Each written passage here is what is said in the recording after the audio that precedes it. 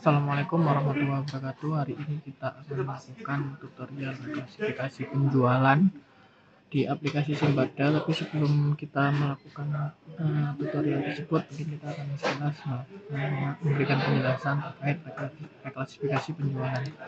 Yang pertama terkait tujuan, kenapa kita harus mereklasifikasi data aset kita, karena itu untuk yang pertama menyesuaikan klasifikasi aset sehingga tidak ada perbedaan dari sebelumnya dan tidak ada perubahan data yang tidak terekam gitu ya. Sehingga nanti kalau ada kebutuhan untuk melakukan pendataan lebih mudah. Yang kedua terkait mendukung akurasi laporan keuangan. Ini juga penting karena nanti laporan keuangan kan akan di-generate atau dilakukan perhitungan berdasarkan klasifikasi aset. Contoh, besarnya penyusutan dari aset 132 itu berbeda dengan aset 154. Atau aset yang masih digunakan itu berbeda perhitungan penyusutannya dari aset yang tidak digunakan atau dalam kondisi rusak berat. Nah, itu akan sangat mempengaruhi laporan keuangan setiap pengguna barang atau setiap UPD atau setiap dinas. Yang ketiga, mendukung efisiensi pengelolaan aset. Nah, di mana reklasifikasi ini erat hubungannya dengan pemeliharaan penggunaan aset ketika kita merencanakan ataupun kita mengeluarkan uang untuk memelihara aset tersebut. Contoh, kalau tidak dilakukan reklasifikasi maka akan ketemu data yang berbeda. Contoh misal kita akan merencanakan untuk pemeliharaan kendaraan A, padahal kendaraan A itu sudah tidak ada gitu, sudah dijual. Nah, kalau di datanya kita masih belum melakukan reklasifikasi, itu akan muncul sebagai kendaraan yang harus dilakukan pemeliharaan. Nah, itu penting untuk melakukan reklasifikasi sehingga posisi data bisa diposisikan di tempat yang tepat. Terus kemudian penyesuaian data aset karena perubahan fungsi atau status. Jadi tujuannya menyesuaikan data yang seperti dibilang di awal tadi karena perubahan fungsi atau status. Jadi mungkin fungsinya sudah berubah atau statusnya sudah tidak lagi digunakan sehingga perlu dirubah datanya sehingga tidak ada kesalahan pada data aset yang kita miliki. Terus kemudian yang terakhir adalah pemenuhan ketentuan peraturan. Jadi selain yang disebutkan di atas, jadi peraturan pengelolaan barang milik daerah atau pengelolaan aset mengharuskan kita melakukan reklasifikasi yang sebenarnya tujuannya adalah seperti yang dijelaskan di atas tadi. Intinya adalah agar pengelolaan aset kita lebih optimal atau lebih tepat. Kemudian sebelum melakukan reklasifikasi, apa saja yang perlu kita siapkan? Yang pertama adalah data KIP atau data inventaris barang yang akan kita reklas. Terus kemudian yang kedua adalah alasan reklasifikasi. Terus yang ketiga adalah persetujuan reklasifikasi dari pengurus barang, pejabat penatausahaan, dan pengguna barang. Jadi alangkah baiknya sebelum kita melakukan reklasifikasi, datanya sudah kita siapkan. Datanya yang akan kita reklas apa saja, kemudian alasannya apa. Kemudian yang terakhir adalah apakah sudah diketahui atau disetujui oleh pengurus barang, pejabat penatausahaan, dan pengguna barang. Sehingga nanti ketika kita melakukan updating data atau melakukan reklasi Simbada itu tidak silih ginji, itu tidak ada masalah gitu ya. Maksudnya ternyata yang akan kita reklas itu masih dipakai atau masih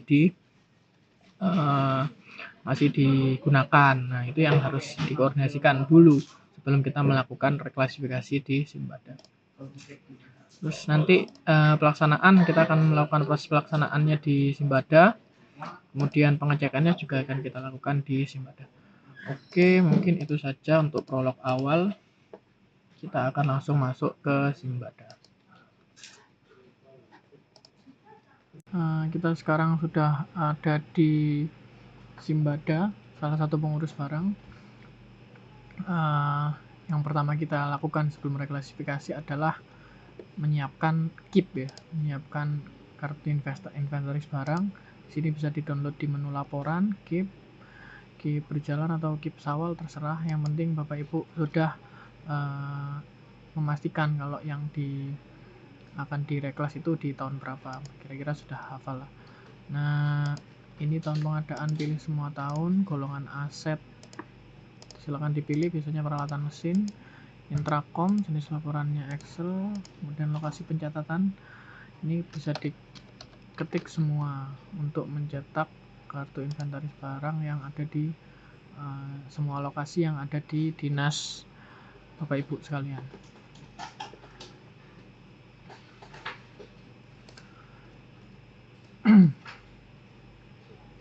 Setelah itu maka akan muncul data keep. Nah, di data keep ini apa yang kita akan cari adalah yang pertama adalah nomor lokasi pencatatan. Nah, di nomor lokasi pencatatan ini yang nanti akan sangat erat hubungannya dengan jurnal yang Bapak Ibu buat. Jadi memastikan bahwa lokasi pencatatannya sudah di lokasi yang sesuai sama jurnal yang akan Bapak Ibu buat. Nah, ini contoh. Dalam satu kecamatan itu ada beberapa lokasi, 1, 2, 3, 4, 5, 6, 7. Ada sampai 7 lokasi. Nah, ini setiap lokasi ini, setiap jurnal nanti akan dibuat berdasarkan lokasi. Oke, langsung kita buat satu jurnal ya. Kalau mau membuat jurnal di awal itu nanti di menu transaksi, reklasifikasi, penjualan. Nah, setelah keep tadi di download, nah di sini kan ada menu tambah jurnal. Nah, di tambah jurnal ini Bapak Ibu bisa klik sini, masukkan tanggal hari ini, bisa lokasi aset. Nah, ini tadi yang saya maksud, lokasi aset ini sangat erat hubungannya dengan jurnal yang Bapak Ibu buat. Nah, tadi kan ada 6 lokasi. Di sini sebenarnya bisa diketik aja kantor kelurahan mana gitu ya. Nanti akan muncul di bawahnya sesuai dengan lokasi yang Bapak Ibu miliki. Ini misal kantor kelurahan apa gitu ya, dimasukkan sini, terus dasar reklasifikasinya bisa mengacu ke Permendagri 19 tahun 2016. Di sini bisa dimasukkan persetujuan atau data daftar barang yang akan direklas, itu bisa di PDF kan terus dimasukkan di sini. Kalau ini saya random saja, terus disimpan.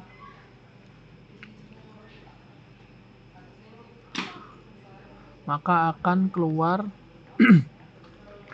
di jurnal yang saya bilang buat tadi ini ya, jurnal baru. Nah, setelah dibuat jurnal baru, jurnal nomor 84, tanggalnya 5 Mei, dengan lokasi seperti ini, maka Bapak Ibu klik centang, terus di sini akan muncul halaman isian rincian dari jurnal tersebut.